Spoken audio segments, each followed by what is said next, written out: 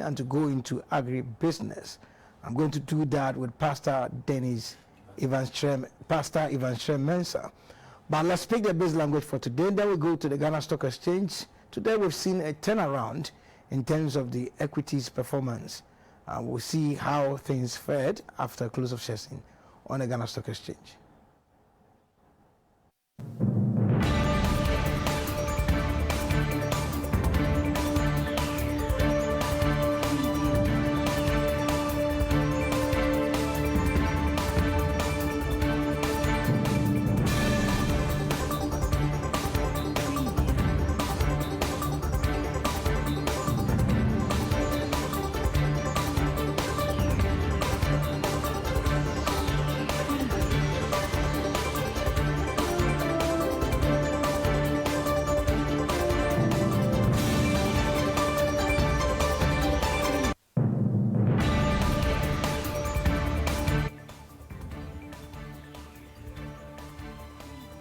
Hello, welcome back. Let's go to the Ghana Stock Exchange to see how the market fared after close of session today. And we had the volume of shares traded today stood at 2.7 million shares today and was valued at 2.2 million Ghana cedis. And the market capitalization has moved from 63.5 billion to 63.7 billion. It's sign that it has improved dramatically compared to what happened yesterday on the market. And then if you look at the equities that exchanged hands in terms of even a witnessing price change, this was led by Ecobank Transnational and then ETI. Yeah, ETI witnessed 0.01 PESWA and volume of shares traded stood at 11,096 Ghana cedis and was valued at 2,097,000 Ghana cedis. And then next was GCB. It lost 3 PESWAs and it sold 3,837 shares, and the volume was 19,670 Ghana cedis. Next was Standard Chartered Bank. It gained 2 PESWAs and the volume of shares traded was 90,100. The next on the bill was Total. Total dipped by 2 PESWAs and ended the session on the trading at 5 cedis per share. And then we've seen also Total had lost. So the total value of shares that were traded today were 2.167 million Ghana cedis and was valued at 2.179 Ghana cedis.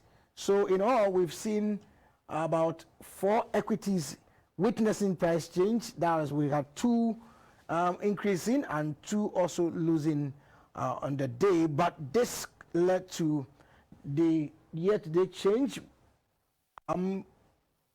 going up rather by 6.58 points, and then the year-to-date change stood at negative 3.70%. On the financial stock side is 2.25%. So we're still in the negative terrain, hoping that things are going to change, because yesterday's, the bearishness of the market was so severe, almost about more than 60 points. It did by more than 60 points. But that's how the market ended today. So we're going for a short break. When we come back, we're going to look at how the youth in Ghana here can help turn things around in terms of venture into agriculture to make sure that, yes, they become the drivers of the economic growth and making sure that we get value for money from the agriculture sector.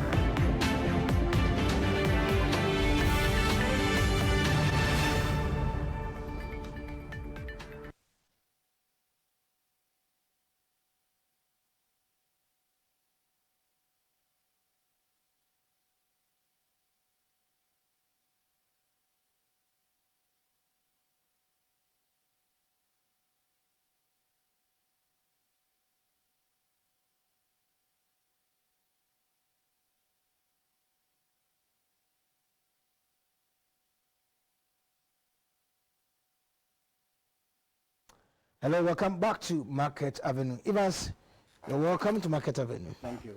Great to have you. Good to see you. Great. Now we're talking about raising champions in the agribusiness sector of our country. You are preparing for Youth Agriculture Summit in Kumasi. What exactly is behind this move to shape up the interest of the youth in agribusiness? Thank you, Bishop. So the conviction is that looking at the way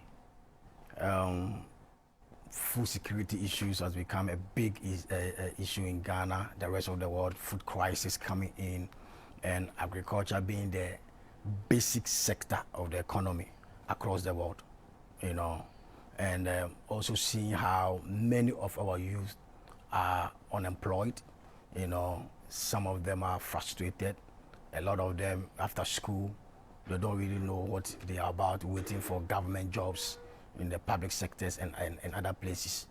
You know, I was reading one of the statistics, and then about 107,000 people are doing national service now, and out of that, almost about 20% of them will be employed in the public sector and then in the private sector. So what about the rest of the 80-something thousand people? Okay, but if you look at the agri sector, it is the biggest space that could accommodate anybody and everybody. And I think that it is time that we look at the place and see how we can change that image disconnect between the youth of today and then the agri, and how we can be able to help them to be able to see the opportunities, and then also the value that we can get from agri in order to be able to ensure food security and nutritional security, build our economy, generate income, create jobs, you know, and ultimately give hope to our people. So I think that the agri sector is the way to go. We need to really look at it critically and adopt strategic and intentional approaches to doing agri. And I'm sure that if we're able to do that, the youth will have a real look at it again. So that means that you talk about image disconnect. What do you think had contributed to that? So over the years, the way we have done agri, you know, has been subsistent, you know, smallholder farming strategy. Okay, we grow, and as we're growing the villages, we saw how our parents were doing farming, our grannies were doing farming. You know, it didn't really tackle us. I mean, we didn't see any kind of beauty because it didn't really change their lives. Okay, they will go to farm and come. We didn't see any valuable asset that they got from farming. Okay, it was like work, eat, and die kind of thing. So agri was a way of life for them. All right, and nobody want to see his parent or her parent, you know, do something, and the thing wouldn't really make impact in the person's life, and the person will say, I want to do the same thing. Okay, so that thing has created a stereotype for a very long time, you know, but we need to move from agri as a way of life, okay, to agri as a business. And when we see agri as a business, as a venture that is profitable, that can turn one's life around, that way we see value in that space, and that will be able to encourage a lot of people to go there, because you are seeing value, you are seeing profit, you are seeing the business side of the whole sector. Okay, not like it's a way of life. It's a way that people, my grannies, my parents have been doing, my uncles in the village have been doing over the years. So that is their life. They wake up in the morning, go to farm, and come in the evening, eat, sleep, and then wake up again. Okay, no, but this one, we want to see it from a business perspective, how we can make profit, how it can change our lives, how it can spur economic growth, you know, bring development, and then change the trajectory of our economy. So I see agri as the strategic sector to changing the economy and to spur development in our country. And I think that the youth must be in the center of this. Well, you must be in the center of it. But if you look at around, we import a lot, and when we do the importation, if you go around, you see that we have the youth doing the buy and sell. Because if I have money, I import to them, I get engage the youth to be doing buy and sell. If I do buy and sell, I get quick money, then I'm good to go. Why should I go and then go into cabbage business, tomato? Why should I do that? Because we have not done a critical analysis about the tomato business, okay, vegetable business, crop business, and other and others. Look, Bishop, tomato alone that we import from Burkina Faso, according to Ghana Tomato and Transport Association, Traders Association, is around $107 million from Burkina Faso. Half of the onion that we eat in Ghana is imported from Niger, $99 million annually. Poultry, the extra chicken that we eat in Ghana, the extra one, after all the local one that we have eaten, the one we take out from outside the country is $300 million. All right. These monies, if we are able to encourage others to go into that kind of business, all right, and see it from a business point of view, can you imagine the kind of money we'll be retaining in this country? Can you imagine the jobs we'll be creating for our youth? Can you imagine how our exchange rate and everything, will go up? Our city will be strong. Because the more you import, the more you are losing jobs. The more you are creating jobs also in other countries. Because once you are importing tomatoes, okay, from Burkina, what you are doing is that you are giving jobs to the Burkinabe people. You are giving them demand for their market. All right, they are expanding because they know that when they do till the tomatoes, there is a big market in Ghana. Okay, so they will expand it. How can't we do the same in Ghana? By revolutionizing how we do agric, okay, putting it in a perspective where the young person, the youth of Ghana, will see that there is profit in business, in agric business, in tomato business, in vegetables, fish. The fish we eat, okay, half of the fish we eat now is $105 million a year that we import to the country. All these monies are going to create jobs for other people, for other countries. All these monies are making others prosperous. But if we focus and develop homegrown solutions and see how we can help our young people by breaking that image disconnect and positioning agric as the future of our sector, of our economy, I think that the youth will begin to look at it again. I think that the way we have presented agric over the years is the reason why many of them are not interested. People go to university, they go do agric engineering, agric, crop science and all that. But when they finish school, they go and look for jobs in public sectors, in banks, and then they leave agric alone. Why? What is happening? We can change it. And I think that the campaign must start now. The image change must start now. We need to present it well. We have to be able to create the desire and the interest first before any other thing, because the interest is key. And they have lost interest in that. But if we're able to bring the interest back to show them that this is it, the business, looking at it from a business perspective, I think that personally, I believe that we can really do a lot for our country and bring prosperity to our young people. So you want to have a summit of the youth in Kumasi? No, it's not the youth in Kumasi alone. No, I'm talking about Ghana. Yes, Ghana, yes. But you're doing that in US. Exactly. Yes. What exactly? What should I expect when I come to such a conference or summit? So if I'm a youth and I come. Exactly. Right. So it's a campaign, it's a project that I've taken on to do. I see it as a mission to bring in hope into the life of our young people in Ghana. And any young person who comes there should expect to have a change of view about agribusiness in Ghana. Number two, any young person who comes for this conference should be able to have that zeal, the passion to move into agri, to see a change, a transformation in his personal life. All right, not like, I mean, when we do more importation, what happens is that we shrink our economy, and when we shrink our economy, we are not able to create a lot of jobs. Okay, and when there are no jobs, you know that there'll be tension in the system. The hope, die. Frustration comes in. All right. And the youth, we have almost about 70 million youth population in Ghana. All right. And you can see that a lot of them, don't know what to do next because jobs are not there. Okay. Recently we heard that they said we should go and look for jobs and create our own jobs. So that is what we are doing. But we want our young people to see how they can do agricultural entrepreneurship, creating businesses in the agri space, in the food system, looking at the value chain, looking at the supply chain. Okay, all these spaces are big that can accommodate everyone. But technology is key in this dimension that you're talking about, because we can't be doing, like it's mentioned earlier, subsistence farming.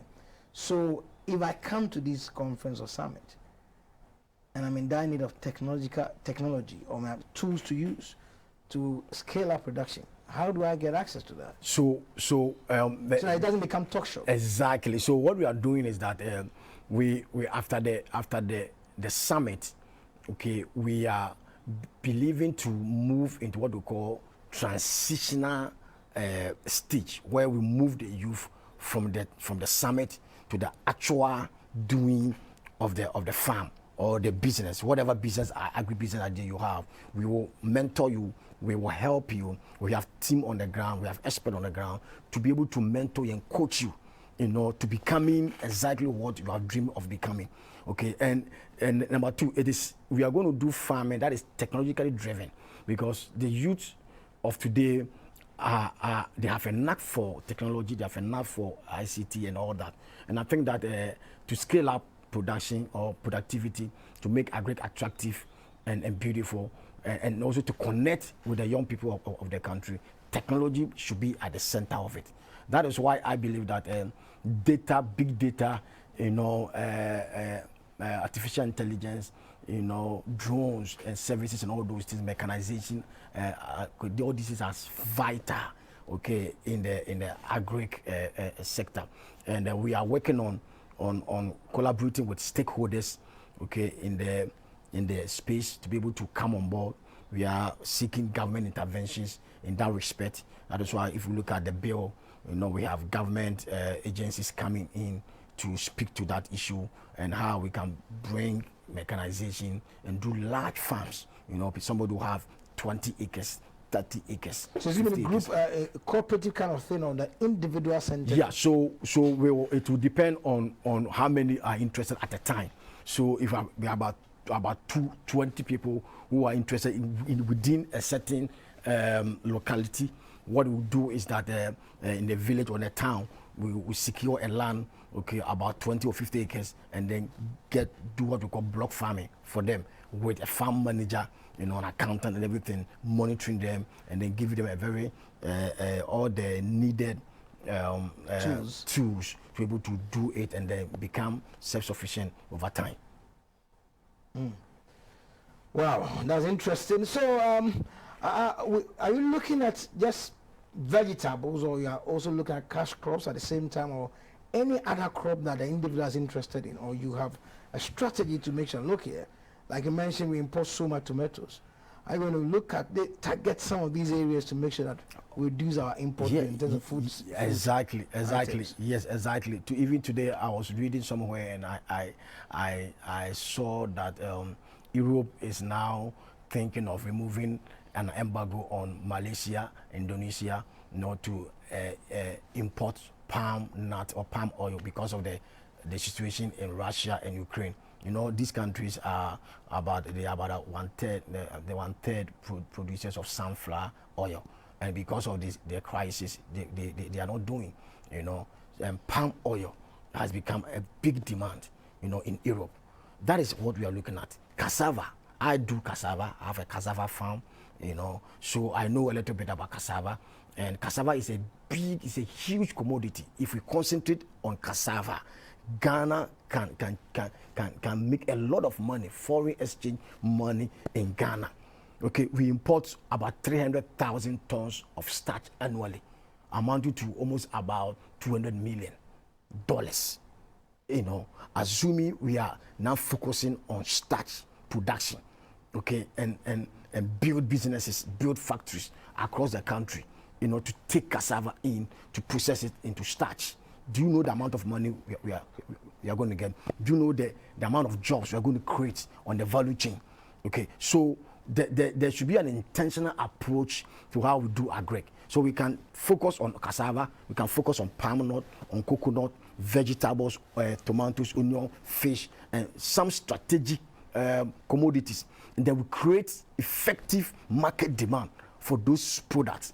And in that sense, you are gradually cutting down importation, and earning foreign exchange as well to the country, and strengthening your city, and you are creating jobs at the same time. It has to be an intentional approach. All right, it's not only about talking and making speeches and pronouncement. There should be an intentional approach to how we do agric in our country. And I believe that the young people of this country, they have the energies, they have the strength, they are looking for something to do, they're ambitious. They have to be part of it. We must bring them to the center of it and allow them to be able to do it. And they will do it. So finally, if I'm any part in the world, where do I come to and be part of this move? It's happening on the 9th of April, this coming Saturday at KNUST Engineering Auditorium. The time is 9 a.m. to 1 p.m. And we are expecting every youth of Ghana to come. Right after KNUST, we will come to Accra to also hold one here at the University of Ghana. From there, we'll go to Ho, we'll go to Cape Coast, Takoradi, Sunyani, Tamale, Wa, all the 16 regions of Ghana, to show to our youth that it is time for us to rise up, to see the business side of agriculture and doing it and making it happen, so that we can all enjoy our prosperity, to ensure food security, to create job for ourselves, have decent money for our lives and our families, and also above all, to be able to fight climate change that we are all grappling with. All right, Evans, it's a pleasure having you in the studio. Thank you. Great. So we're talking to Evans Mensah, a pastor as well, and he's driving this move to maybe revolutionize agriculture by using the youth as the engine to push Ghana forward and to reduce our food items importation, which is more than $1 billion. So this has wrap up today on Market Urban. God willing, we'll come your way again tomorrow. My name is Edward Nyako. Shalom.